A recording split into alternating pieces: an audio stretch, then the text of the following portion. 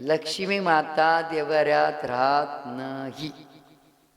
देवाऱ्यात लक्ष्मी, जो लक्ष्मी मातेच्या देवाऱ्यात पूजा करील ना त्याची चणचणाचे, पैशाला पैसा अजिबात लागणार नाही. तुम्ही पहा कुठल्या शास्त्रात नाही लक्ष्मी माता मात्र स्थिर राहणारी नाही. लक्ष्मी मातेचं स्थान आहे निवृत्त कोपरा. लक्ष्मी माता राहते डाळ पीठ मीठ आणि तांदूळ याच्यात राहते आणि प्रत्यक्ष स्वयंपाक बनवणारी लक्ष्मी. पण ह्या गोष्टी माहितीच नाही.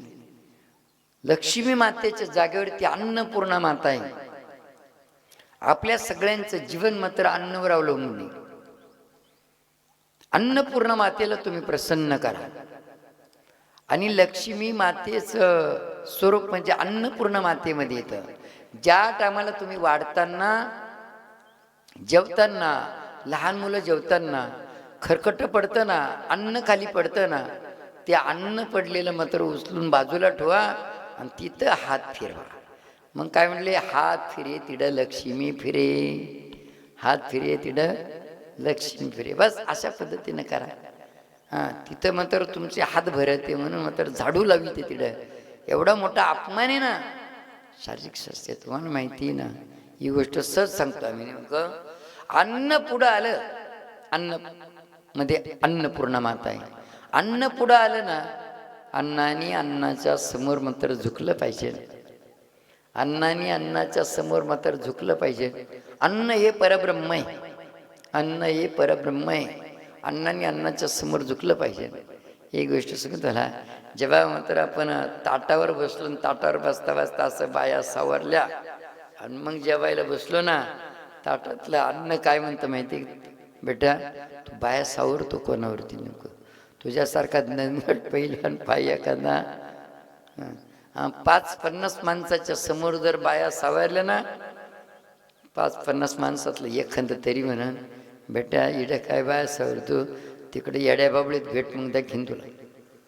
म्हणजे एकटा भेट, एकटा येतं 50 माणसांच्या समोर काय बाया सावरतो, तू एकटा भेट तिकडे येड्या बाबळीत जंगलात, मग दाखीन तुला.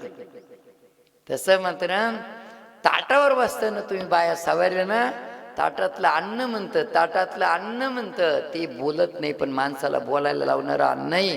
आणि ताटातलं अन्न म्हणतं, बेट्या तू बाया सावरतो ना, माझ्यावर बाया सावरतो ना, तुझे 5 बोट आणि 32 दात म्हणजे 5-50 झालेच ना, यांच्या समोर तू काय बाया सावरतो, दाखवतो तुला, थांब. असं ते आपल्याला म्हणतं. अरे मग मात्र अण्णा बाया सावर सवर जेवून घेतो आणि मग मात्र आथुरणावर जातो आणि अण्णा 2 गोदाड्या जोडून घेतो. पण अन्न म्हणतो 2 नाही अण्णा, आणखी 2-4 गोदाड्या जोडून घे. खरी कुस्ती आता इड. मग अण्णाच राहतो त्या गोदाड्या जोडेल. अण्णा आणि अण्णा म्हणतो येऊ दे आता, कोणी येतं पाहू आता, खरी कुस्ती आपली इड. अण्णा रात्रभर घेतो कान्या उतान्या. अण्णा म्हणतो झोप लागत नाही काय करावा, पचन होत नाही काय करावा, पचन होत नाही काय करावा, झोपेच्या गोळ्या घे, पचन व्हायच्या गोळ्या घे. असं करता करता करता करता रात्र उजडून कवा जाते तरी अण्णाला डोळ्याला डोळा लागत नाही. मग समजून घ्या, त्या अण्णानं जर जेवायच्या टायमाला बाया सवारल्या नसत्या तर ते गपची बसला असतं ना इड. काला कुस्ती खेळा असं रात्रभर ते एकटं पाहून. खरोखर मात्र तुम्ही किती मोठे व्हा, पण अन्नाच्या समोर मात्र तुम्ही शून्य. अन्नाचं नव्हे का, अन्नाच्या समोर शून्य. आणि कधी कधी सुशिक्षित व्यक्ती जी आहे ना चूक करतात. सुशिक्षित व्यक्ती बसायला पाठ घेतात, ताट खाली ठेवतात. अहो पुढं जर समजा आपल्या काय म्हणलं ना ते टेबल ठेवला, टेबलावरती जरी जेवण करायचं म्हणलं ना तरी मात्र ते आपल्यापेक्षा टेबल थोडंसं उंच पाहिजे. तुम्ही टेबल उंचच राहतो ना, टेबल उंच नाही, खाली तुमचे पाय असतात.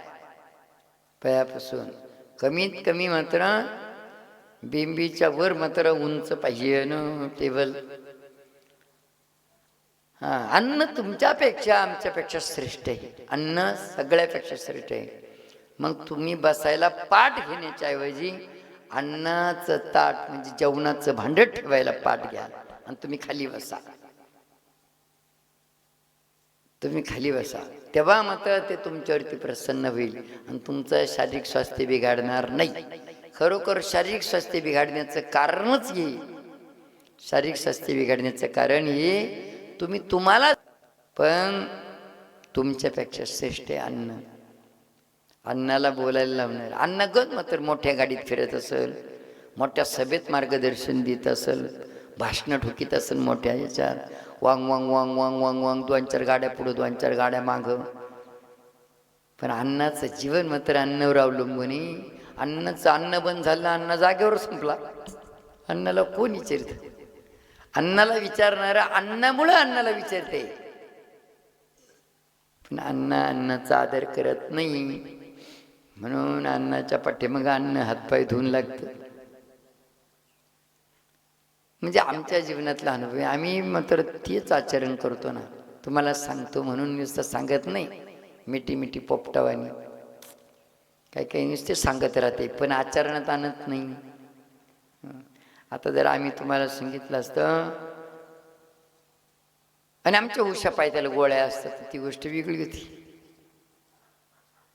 विचार करायसारखी गोष्ट आहे की नाही. ह्यात इथंच होतं शिरोड्यामध्ये, इथं दामोरीला डॉक्टर होते, एक राठी डॉक्टर म्हणून, एक आवाड डॉक्टर म्हणून होते.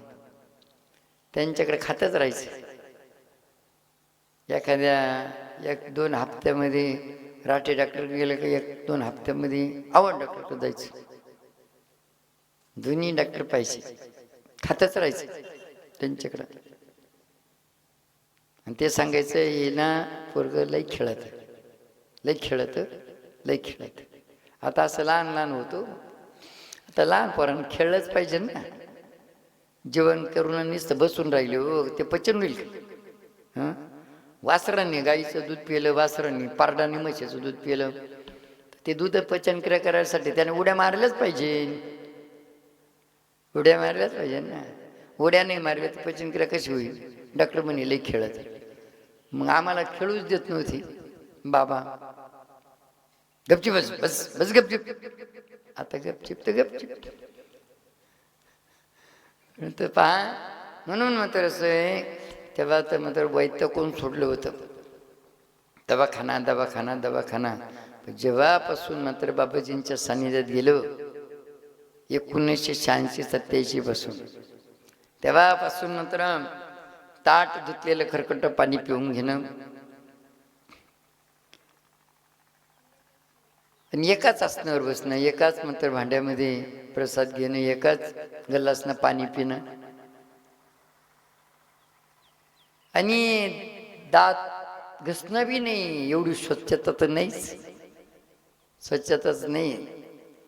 तरी परंतु कुठल्याच प्रकारचा त्रास होत नाही. तुम्ही ते एवढं स्वच्छता पाळते.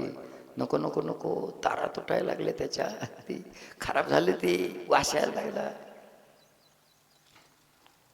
नाही, परब्रह्म, त्याचा आदर करा.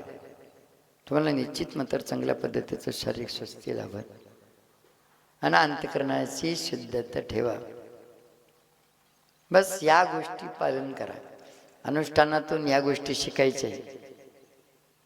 आणि ज्यांच्या सानिध्यात तुम्ही अनुष्ठान करते ना, त्यांच्याकडून काय घ्यायचं?